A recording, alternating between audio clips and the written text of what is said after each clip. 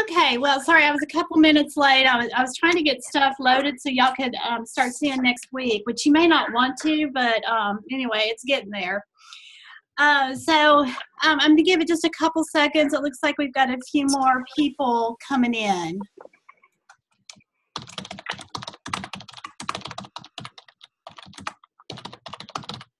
So we'll give them just a second. And if you don't have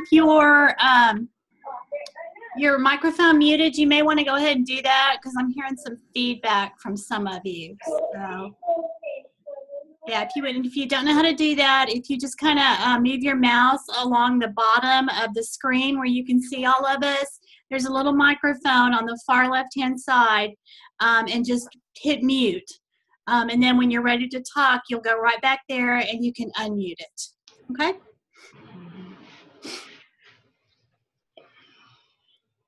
Okay, I think we've got pretty much everybody. So I hope you guys have had a good week. I think some of you know I was out of town. My mom has eye cancer, which is really rare and odd, but I had to take her to Memphis so they could do some additional surgery. So thank you guys. I know some of you reached out and sent me well wishes and all. So we're back home and surgery went well, and we're hopeful that everything will turn out okay. But like I said, being gone from here 3 days, really kind of messed me up a little bit, as I'm sure you can imagine. You know what it's like when you miss 3 days of school. It can be just crazy. So tonight what I want to do with you guys is we're going to spend a few minutes kind of reviewing what we talked about a little bit last week. Then we're also going to talk specifically about the assessments that I had you guys do, whether it was True Colors, Compass, or the love languages. Then we're also going to talk about really kind of delving a little bit deeper into our professional learning communities and really understanding the importance of asking the right questions.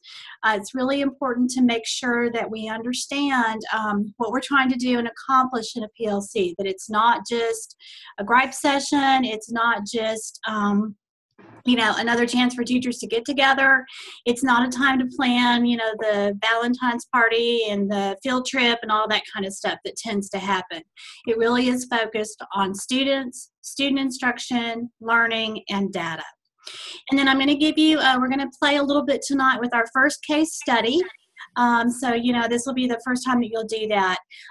Some people love case studies, some people hate them, but I will tell you the SLLA exam is based on case studies. So I want to give you some exposure and experience. So when you're ready to take that exam, if you're wanting to become an instructional leader, or even if you're still doing some things as a teacher, case studies is where we apply what we're learning. And then of course we'll finish up as always with our Q&A. So I was having some trouble tonight with Moodle, but I did send you the presentation. I also posted the presentation, the agenda. I'm so sorry, excuse me. The agenda as well as a tool we're going to use tonight in that important documents and resources folder for this week. So if you want to follow along, you can. But you should hopefully have an email from me with tonight's presentation.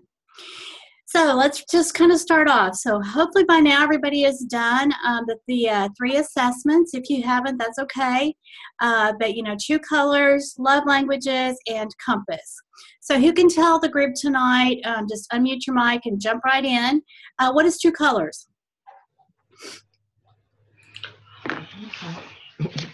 Don't jump all at once, huh? Somebody respond or I'll call on you because I can see all of your names. Hi. Hi. I'm Rebecca. Hi, Rebecca. So True Colors is an assessment that tells you like your personality type and style and things about your personality and the way you function. Do you want to know mine or I'm just Yeah, no, I do want to know yours. What is your color? So mine was black. Okay. So it's a very like strong personality type, uncompromising. I find this to be true.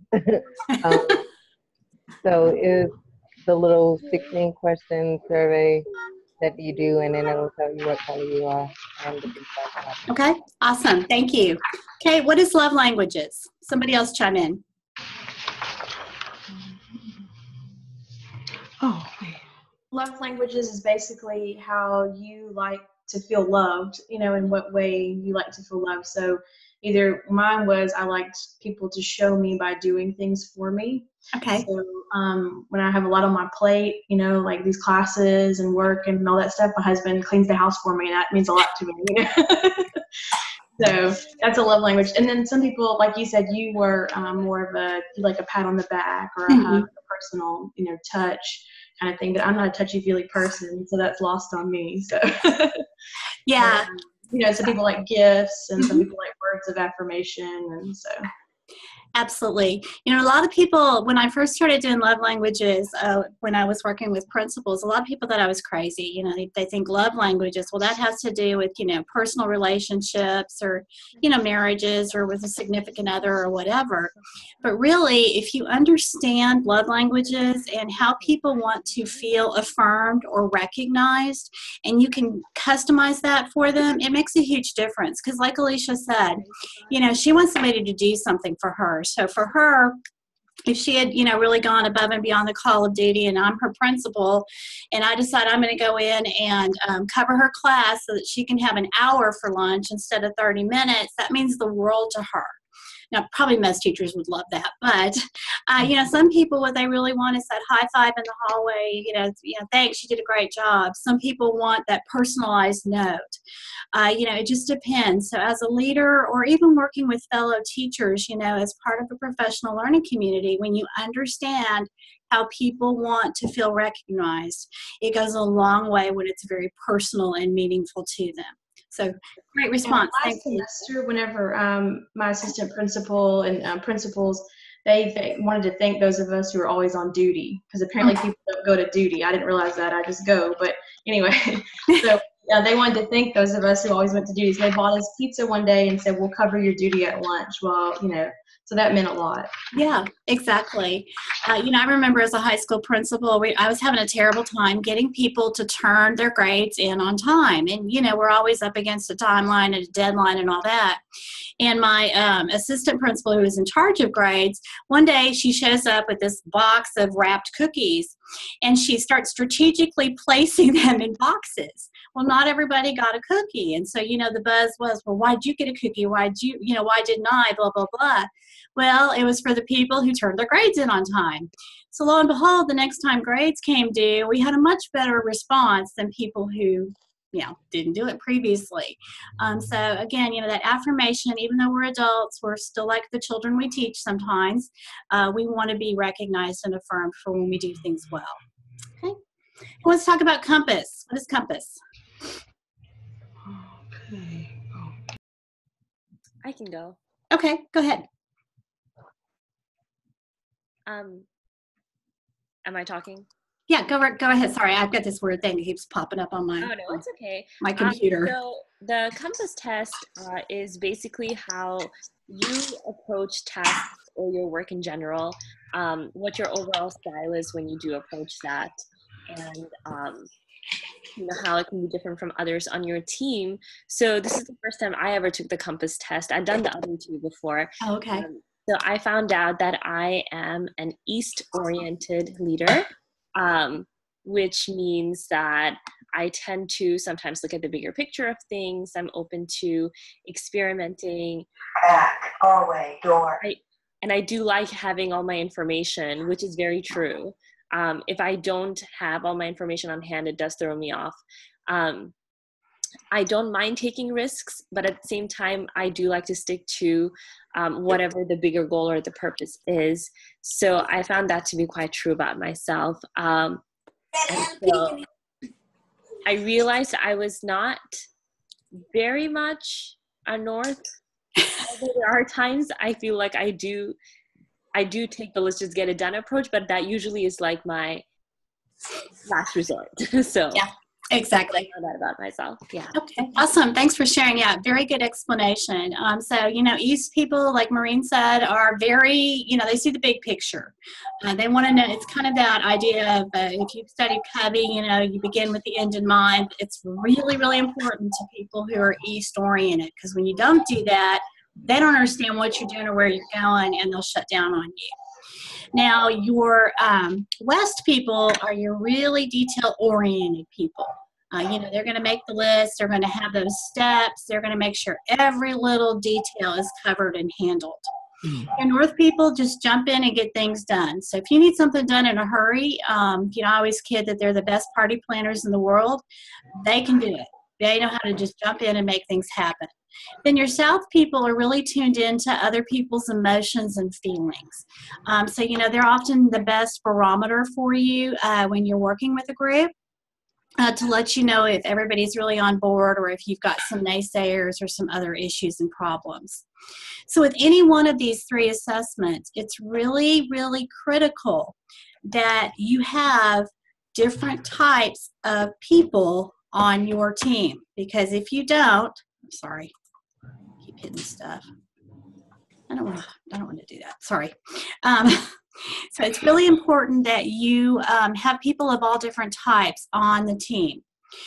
Because if you don't, and you get a bunch of people who are all, let's say, East, they can tell you the vision, they can tell you where we're going, they can lay out that big idea, but a lot of times they're going to get so lost that they don't follow through with the details.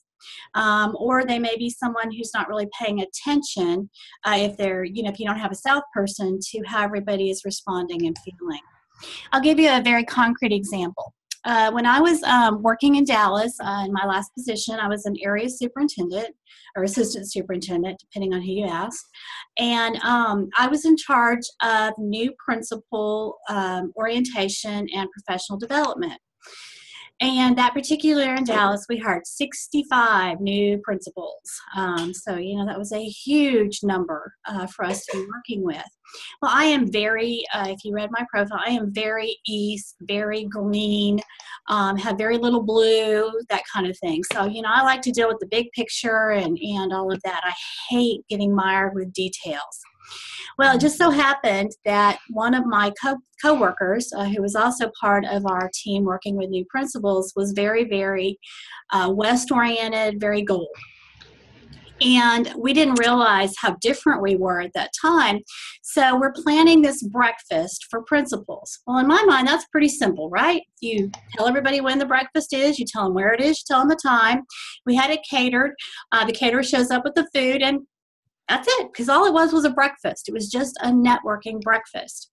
Well, she was driving me insane with, where are you going to set up the food? What's the menu like? All these little detail things. Do we need sign-in sheets? Do we need name badges? Do we need an agenda? And I'm sitting here thinking, this is ridiculous. It's just a breakfast. And I found out later that I was driving her equally crazy because I wasn't giving her all these details. And we just got really frustrated and angry with each other. The breakfast came off okay. Everything was fine, but like I said, I walked away with a very negative opinion of this person, and she did of me. Well, about 2 weeks later, we were in a training session, and we did the compass. And when we finished, and, we were all standing based on our compass direction, I'm over here in the east, she's over there in the west. We looked at each other, and we burst out laughing because it's like, oh, my gosh, it finally makes sense. She cared so much about those details, and I could care less. And if we had known that about each other at the beginning, it would have made that seemed to me a very simple task so much better. So it is helpful when you do know and understand about each other. And I want to go back to what I think Rebecca was saying too about true colors. When I was a high school principal in Dallas, I was the principal of the Arts Magnet High School. So we had lots and lots of artist type people students, all the teachers, all the parents, and then there was me. And I'm not at all artistic. So we decided to do True Colors with the faculty, and it was really, really helpful to get to know them. Then we decided to do it with our students. And actually, we did a couple of things. We created a profile for every single staff member that included their love language, their compass, and their true color. And we posted it outside of their classroom or office door. And, we'd done this stuff with our names and our degrees and our universities and all that. But then we put this up there as well. Then when we did it with our students came up with the idea of let's include it on our name badges. So you might have on your name badge, you would have, like a dot for your color. You would have the little compass, and it would show whether you were east, west, north, or south. And then for our love language. And I was really kind of amazed how much it helped all of us to communicate better. For us working with our students in particular, to really understand where they were coming from. These seem like, they're kind of fun to get to know about yourself, but it also can be really, really helpful to you as well. So have any of you guys had a chance to look at and read the stuff from the University of Texas about the likes and dislikes of the colors? Oh, no. I don't have time for that. No. Okay. No. You might want to read it. It's just kind of fun because there are certain things. I'm going to see if I can pull it up here real quick. I'm in Moodle, so maybe it'll let me do that. It's really kind of fun because what you learn in there are all the things that people think about you if they're a different color or a different whatever. So let me see if I can find it real quick here. Hang on, guys. Too, and I might find it faster on my. Yeah, no, it's on my desktop. Let me do that. I know where it is then. Hang on. It's different than when I'm at home. I don't want to leave. I can't minimize because I'm recording. Okay, fine, then I'll just do this. Move you guys over a little bit. Hang on. Get rid of that for sure. Where is it? Okay, here we go. Oh, no, it's not there. Sorry, I wish I could remember all this off the top of my head, but it's been a little while since I've done it. So, here we go. University of Texas. There it is. Okay, I'm just going to move it over here so I can read it. So anyway, this was not required, but if you ever decide to do True Colors, like with a group or whatever, this is a really just helpful tool because it talks about why personality assessments are important. And then it goes by color. So it talks about that. I'm just going to skip through a bunch of this. And actually, I can share my screen with you guys. Let me just do that. Share screen. And here it is. Okay, so y'all can see it. There we go. Now y'all can see it. So anyway, here's what it kind of breaks down. So, here's your gold people, your green, your true blue, your orange. And they give you a succinct and, nice descriptor for each one of them. So golds are considered to be solid, dependable. The greens are curious. They love to discover new insights. The true blues are really great listeners. And action orange, they like to be fun and they take risks. So these are the things people appreciate about you. Here are the things that stress out the golds. So a lack of order, like my example, it drove my friend crazy.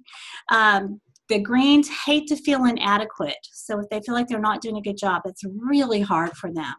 The blues hate to feel artificial. So like if they're asked to do something that is, incongruent with their values or whatever, that's really hard. And oranges do not like restrictions. So if you're teaching in a high school, you probably have a lot of oranges right now because developmentally that's where teenagers are. The thing that is their highest virtue, so for your golds, it's responsibility. For your greens, it's objectivity. For your blues, it's loyal. And then for your oranges, it's courage. So I'm not going to read through all of these to you, so what do the golds need? They need you need to provide them with order and stability.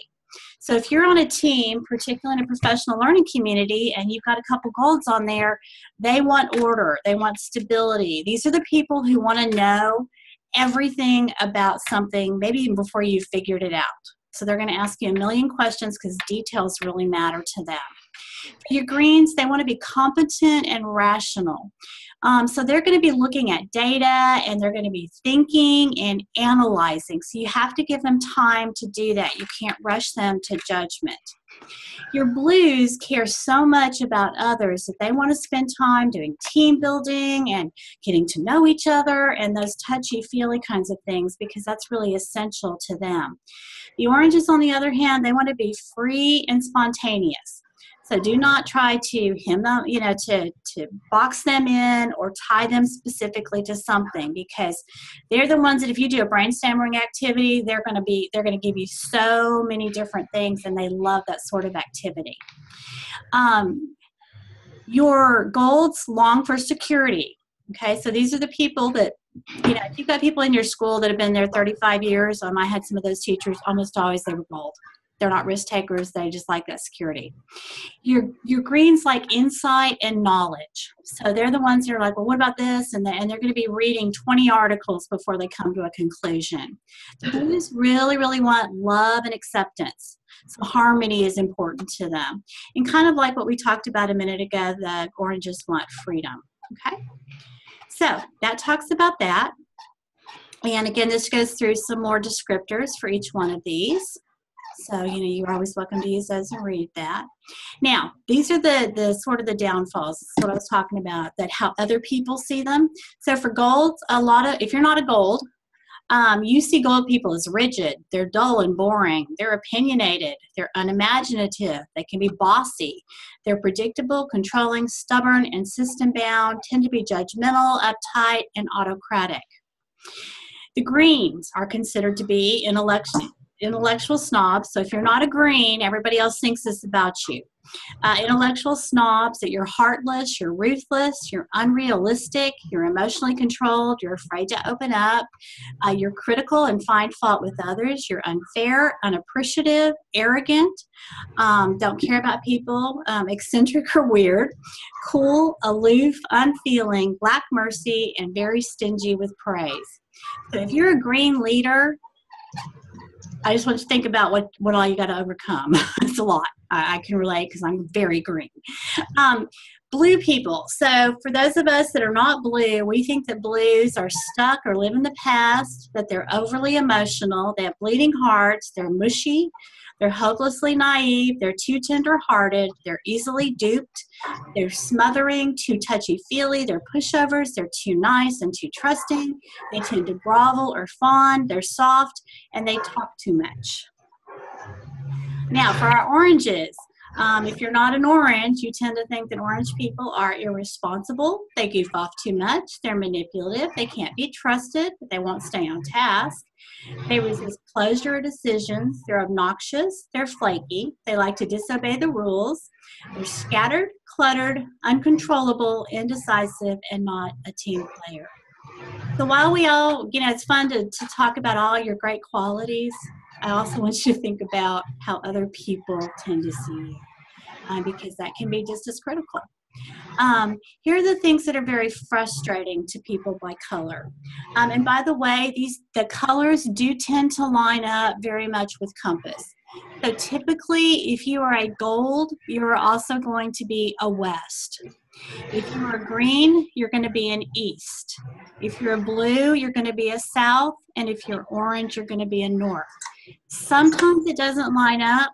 Okay, I honestly, I've done training on this 1,000 times, and I've told groups over the course of my lifetime here that if your colors don't line up like I just laid out, then you probably either lied on your assessment or you weren't really truthful with yourself, because they've done tons of research and these do align very, very, very much. So if you're a gold person, the things that frustrate you most are irresponsibility, lack of planning, lack of discipline, laziness, risk takers, and illegal behavior. Golds and oranges do not get along very well sometimes. So yeah, just keep that in mind. The greens, the things that frustrate them are routine, small talks, plagiarism, illogical arguments, social functions, and incompetence. As your instructor, I am green. Just know that now. For the blues, the things that frustrate you are lying, violence, personal rejection, lack of communication, not having close friends, and sarcasm. Greens and blues have a hard time relating to each other. If you're green and you're, anything like me, you're probably a very sarcastic being. And that is really hard for blues. Oranges are frustrated by rules and laws, the same routine, deadlines, paperwork. These are my people that never turn their grades in. Lack of adventure or too much structure. Okay? So, things that each one of these colors do, and I'm not going to read all these to you, that frustrate others. So let's just kind of look at a couple. Gold people, they tend to be bossy and controlling. They're obnoxious and judgmental, and they plan for everything. Green people, they live in the future. They blow up when criticized, and they can be considered too independent. Blue people tend to avoid conflict. They suppress problems, and they're overly sentimental. Orange people ignore the rules.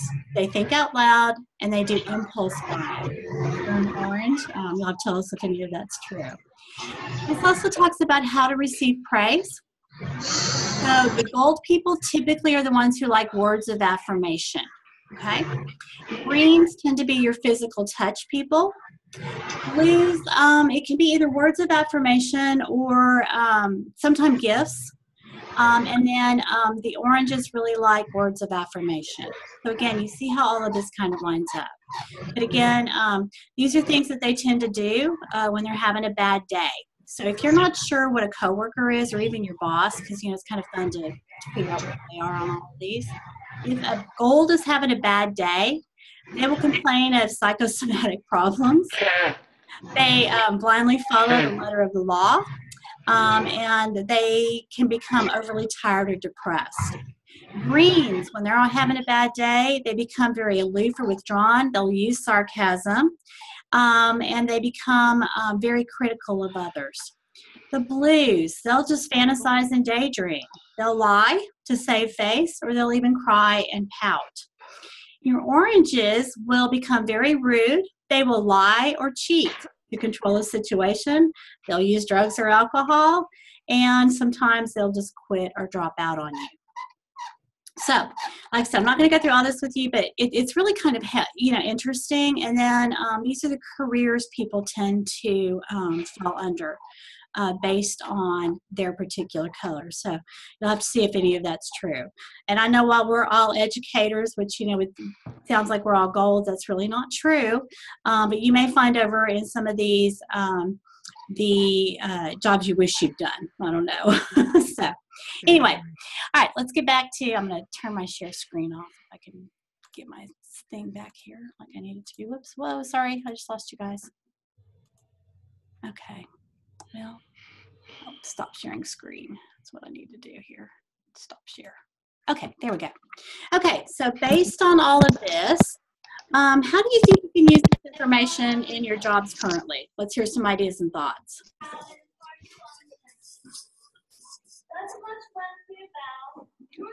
Okay, we'll call on you. What was the question? So how would you use, if you were, getting ready to start a professional learning community at your school, how might you use these assessments to put together a team or a group?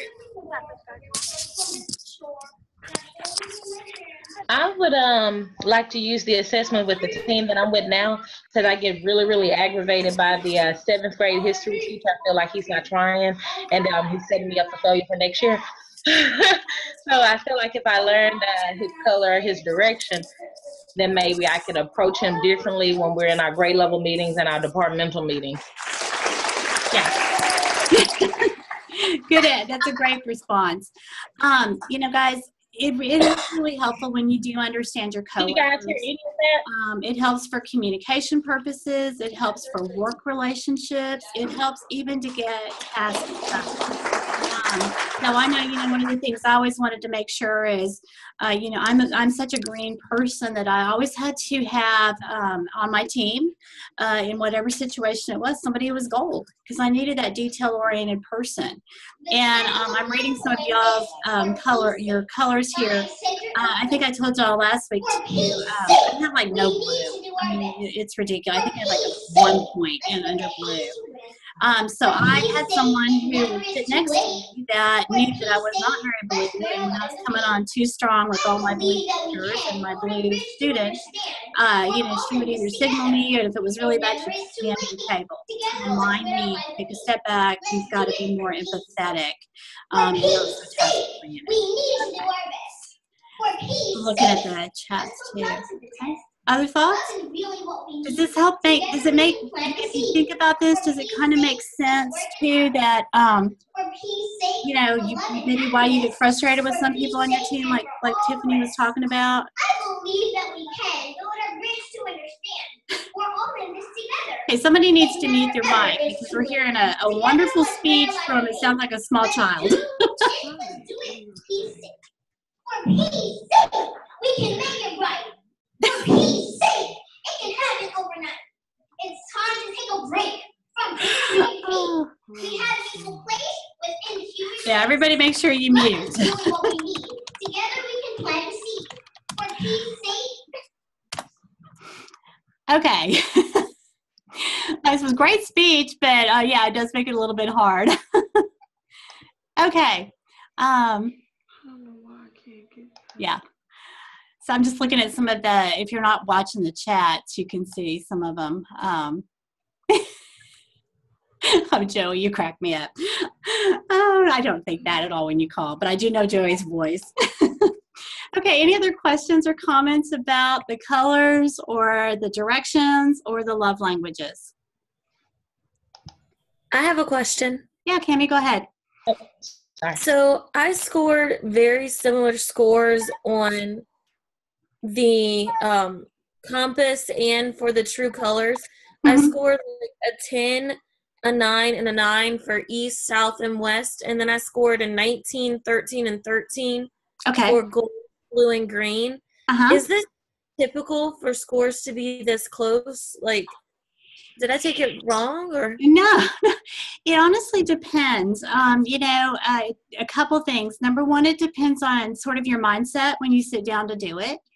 It also depends on your particular job and role. So for example, when I was working as a dean of students and in one of my districts as an assistant superintendent, I was very gold. I had to be because my boss was, he just no details whatsoever. And so I really had to be much more detail oriented. In fact, Dr. Perry and I were talking a couple days ago about the colors and stuff like that. And he's very blue. And I thought, I can see that, because if you've ever talked to Dr. Perry, he will talk to you for a long, long time. And he thinks through by talking, and he has a really genuine, caring spirit. So it's going to change over time depending on work. It depends on life. If your colors, and I've seen this happen too, I actually had a teacher who, her scores were the exact same in all 4 quadrants. And, and she's like, do I not have a dominant color? And I said, no, right now you're just in a really balanced place. You're drawing from all parts of your brain and your personality.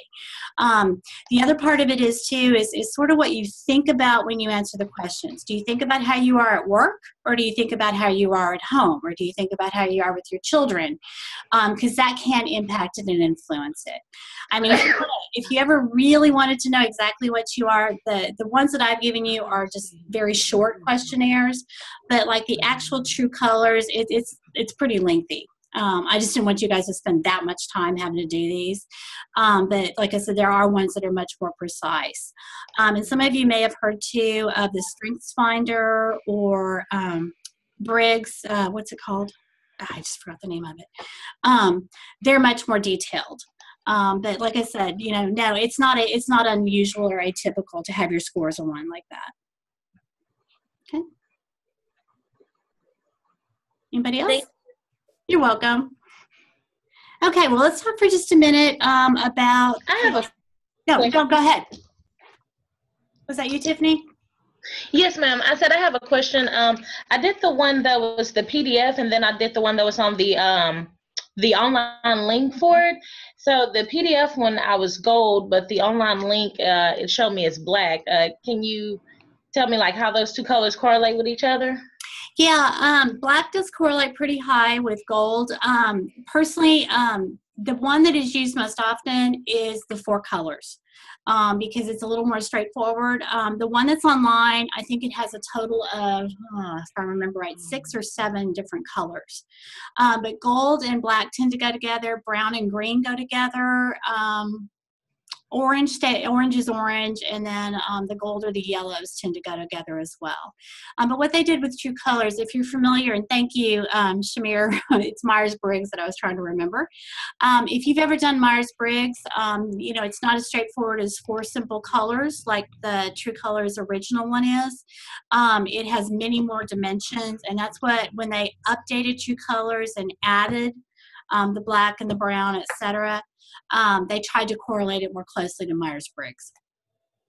But if you're thinking about, you know, using this with a team, particularly coworkers or definitely students, I would stick with the one that's just the 4, because otherwise it's a little bit convoluted. Okay.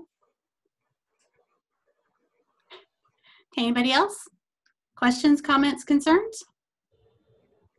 Okay, so one of the first things that you want to do is, if you are establishing a PLC, or even if you're already in a PLC, you know, it is really helpful to spend some time, guys, by starting with either assessments like this or some kind of team building activity, because relationships matter so very much, not only from a professional standpoint, but also if you're really going to be able to tackle the work.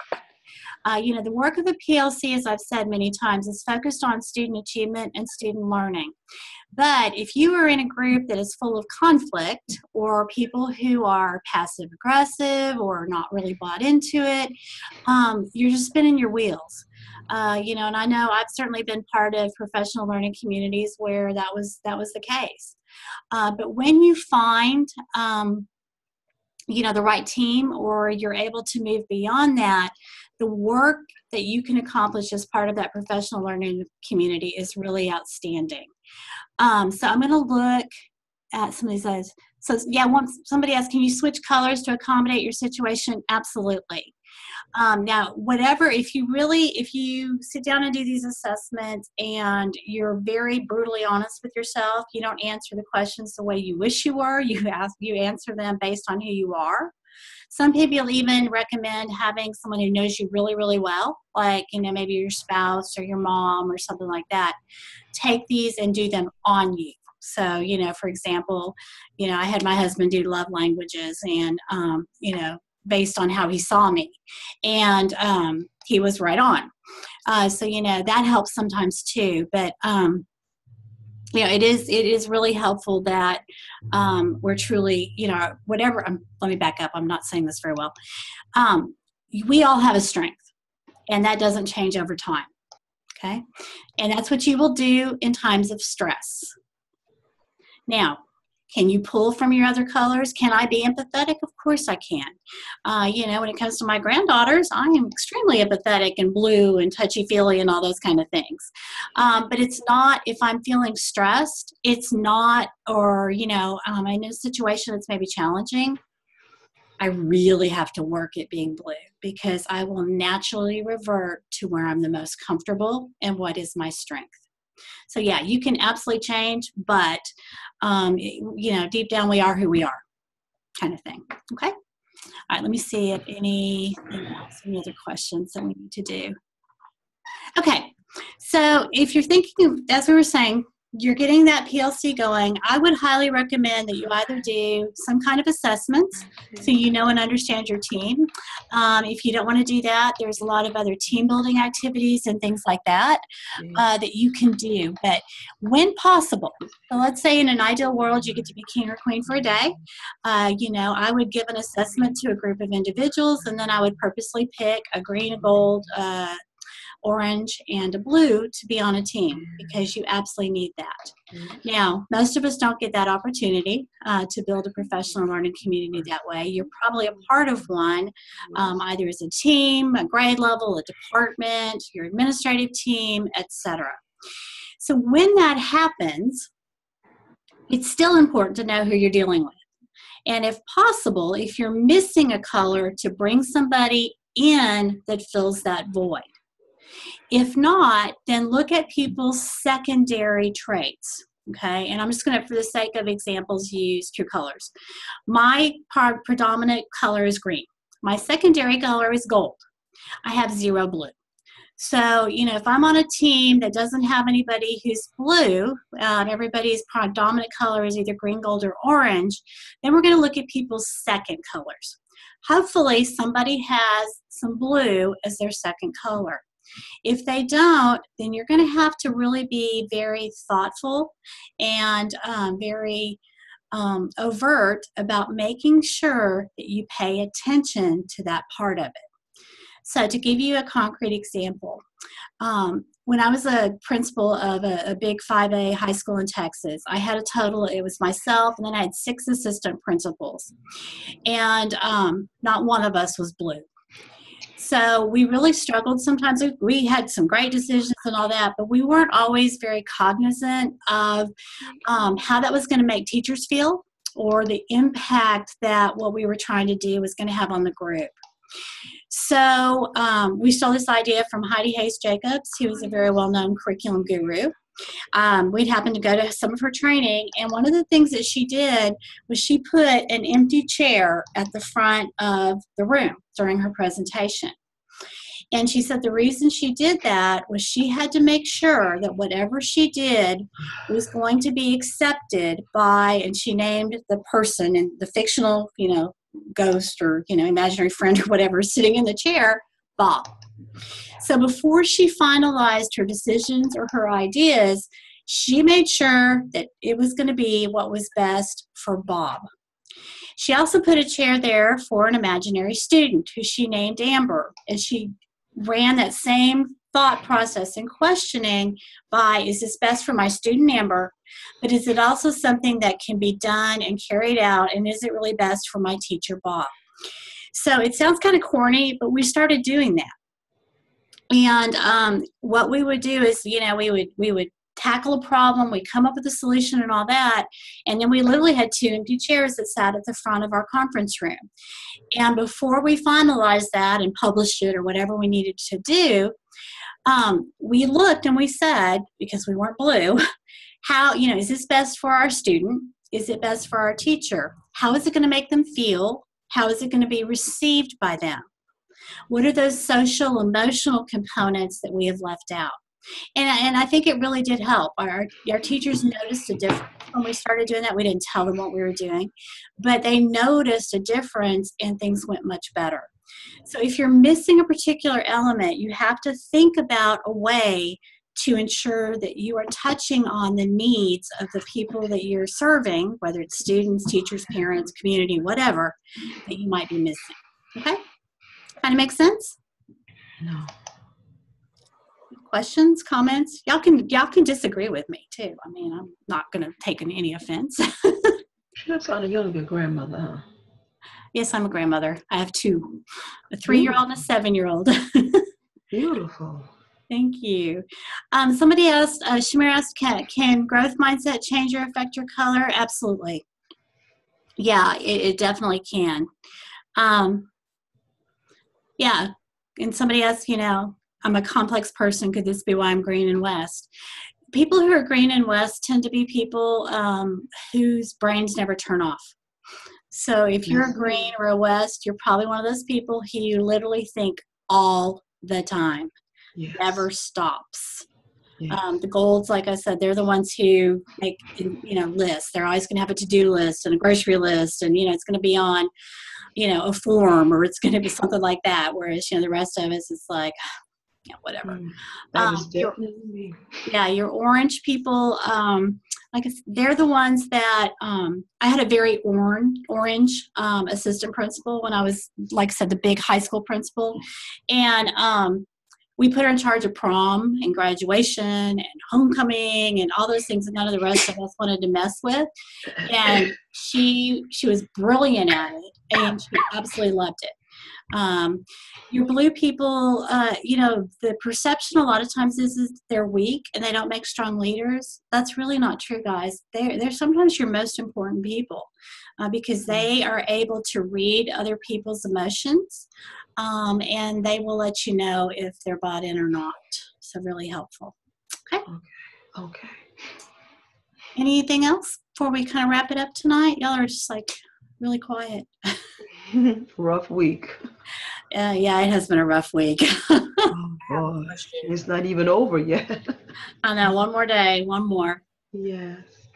I have a question. Yes, go right ahead. Okay, so Hey, Danielle. as a new administrator, how would you present that? Like, especially if you were coming in with somebody that may have been a high esteemed and they've moved on, how would you handle that, trying to step into their shoes but do your own, you have your own? How would you present that with your new staff? I've been in that position many times. And I will tell you, if you have a choice about a position, if you can always follow somebody who was not very successful, it's best because you look like a rock star. But I've been in a situation where I followed somebody who was beloved.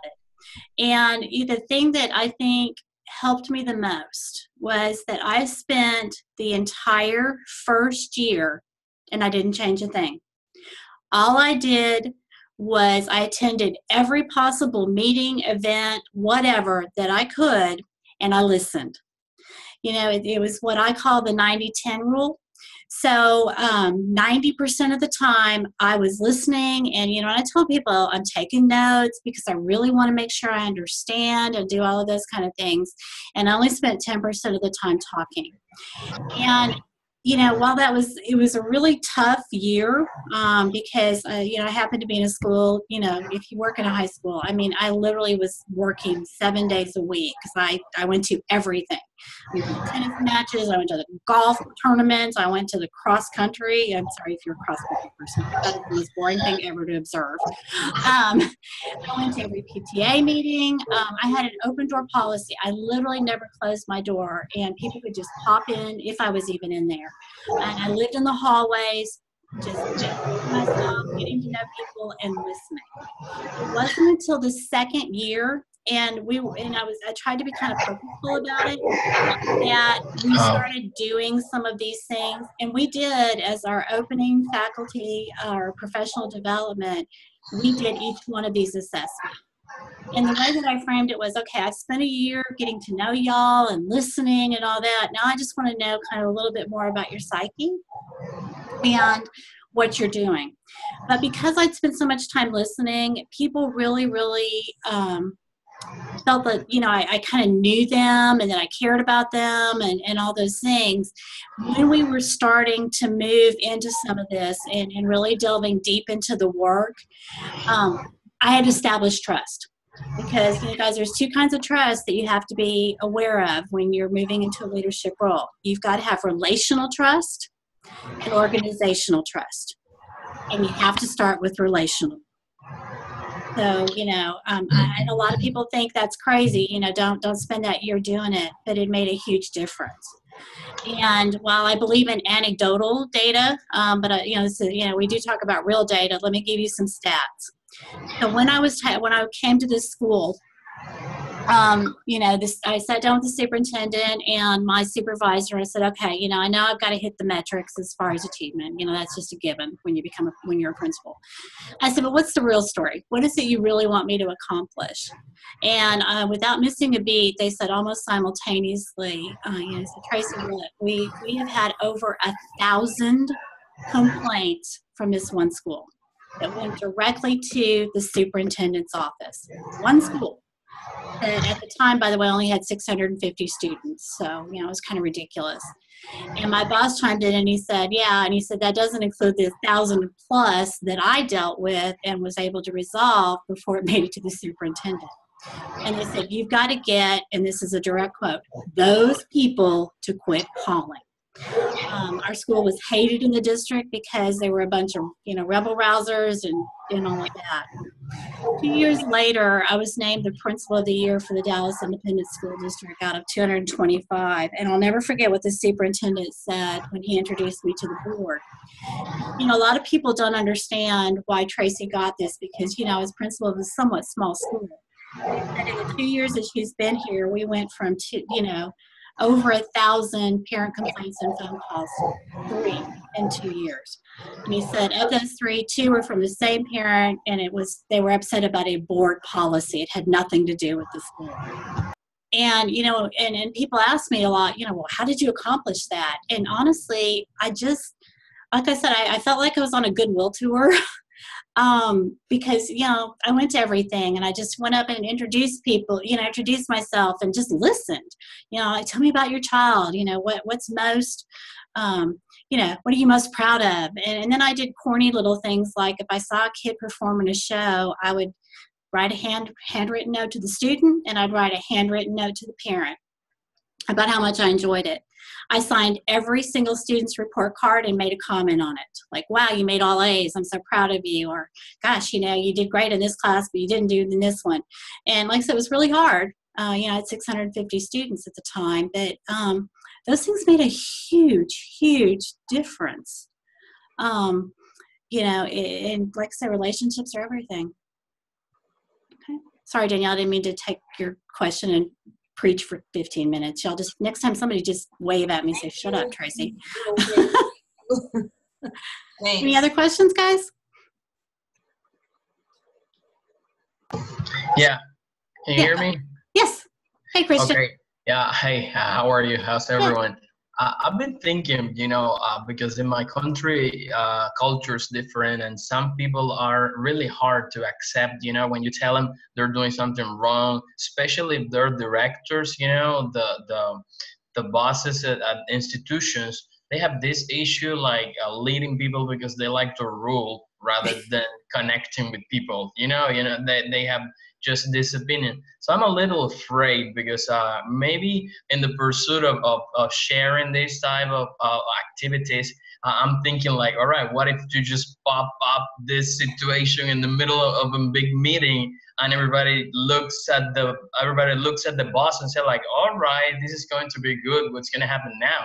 So one of my concerns is like how to tackle those situations when everyone's so aware that are the leaders who are maybe hindering a good environment and that the environment at work flows in a better direction. So how to tackle that situation if it's the leader who is having issues concerning teamwork? I wish I had a magic bullet that I could just hand to you and say, here, do this, and it's all going to work. Unfortunately, it depends on, I guess where I would start is think about your personal relationship with that leader. And, if you're comfortable, I would just sit down and go in and say, hey, I've been thinking, can we maybe try this? We want to get to know you, that kind of stuff. But guys, unfortunately, at the end of the day, if a leader is resistant to self-examination or self-reflection, sometimes you got to find a different place to go. Most people want to be successful, and if they think that you're there to help them make them look good, then they're a little bit more receptive. I used to tell my principals when they were dealing with really difficult teachers or parents, I said, part of your job is to be like the best used car salesman in the world. And so I would give them an assignment. I'm like, I want you to go this weekend to a car dealership. And I want you to tell them that you want to buy a used car. And then I want you to observe all the things that salesman does. So think about it. When you go to buy a car, what's the first thing they do? They size you up. They read your body language. They see how you're dressed. They see your facial expressions. And then all of a sudden, if they know you have kids, you're looking at a van or an SUV or whatever. Or if you're, interested in a sports car, et cetera. So they become really adept at sizing people up. And we all have things that can be used almost against us. But, if you've got a leader who is all about, building their resume. I had a boss that was very difficult to work with. And finally I figured out when I went into her and I said, you know what? I said, I don't ever want your job. It's not something I aspire to do. And I said, look, if you will allow me to, I will make you look like a rock star. and I will help you to look amazing and get the next position. So by appealing to her ego, that's how she, I'm like, have you ever thought about this? And it was just kind of the way that I phrased the questions. So you have to really kind of size them up and figure out what makes them tick and then approach it that way. But like I said, there are some people, guys, that unfortunately have no more business being a leader in a leadership position than, a cartoon character does, kind of thing. And if you can't find a way to move them or change them or help them to grow into the position, then I'd be looking out elsewhere. Life's too short to work in a miserable situation forever, guys.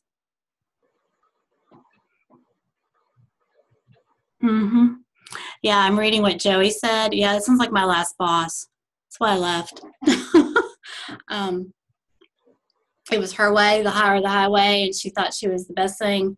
If you haven't read what Joey just wrote on the chat, she really, like I said, she thought she, was king, queen, ruler, whatever you want to say, and her way was the only way. And a lot of us chose to leave and went elsewhere. And then she felt pretty hard because you know what? We were getting the results. So, yeah, like I said, I wish I had something really easy to tell you, but I don't. Okay. Other questions, guys, before we sign off here, because it is 7:29. My grandmother would say, kill her with kindness, but I would tell my grandmother, she ought to be dead by now. That's great advice, Joey. I love that. That's one of the best quotes I've heard. And like I said, I mean, I don't know if y'all ever heard the term manage up. But, one of the things that as a leader, whether you're in a principal role or assistant superintendent or a teacher leader or whatever, you have to learn to manage up and to manage down. And the things that I think make leaders successful are, like I said, you have to be a great used car salesman. You've got to be almost schizophrenic, because I know in my situations over the years, one minute I was talking to someone who had a third grade education, and then the next minute I'm talking to someone who was a parent of one of my students, and he served on Obama's cabinet. So it's kind of like, wow, I've got to be really, really adept at doing that. But that's part of the. Oh my. You get to sort of play different roles and things. And then the other part of it is, I mean, honestly, if I knew I was going to have a difficult conversation with somebody, I would rehearse it. And I would sit down with a friend and I'd be like, okay, this person, you be like them, and challenge me. In fact, we always did that before board presentations too, because our school board in Dallas just loved to put us on the spot and make us look silly and foolish. So we would practice and rehearse and do role plays and stuff. Somebody wants to know, did I grade the first reflective question? I've graded some of them, but I was having so much trouble with internet access at the hospital in Memphis. I'm working on them, so I'll get them to you very, very quickly. And somebody said, I am afraid to submit the next one until I know how I did. You guys are going to be fine. Yeah. Y'all are doing great. It's all good. Okay. Any other burning questions? Okay. Well, next time we're going to talk specifically about some of the questions that you'll want to be asking in your PLCs that keep you focused, and some different models for them as well. And then I've done part of it. I'll turn the rest on in the morning. But be thinking about if you want to do the group activity or if you want to do it individually. Because I went ahead and formed the groups. I just posted them. I hope you will do the group activity because I want you to get to know each other and work with each other. But I've had some negative feedback in the past about group work. So I'll leave it to you guys. If you want to opt out, that's fine too. Okay? Mm-hmm. Oh, so somebody wanted to know about the group project. Yes, I posted it tonight. I posted the groups because I need to hear from everybody whether or not you're going to participate, because if you're not, I have to redo the groups. And I hope that I can have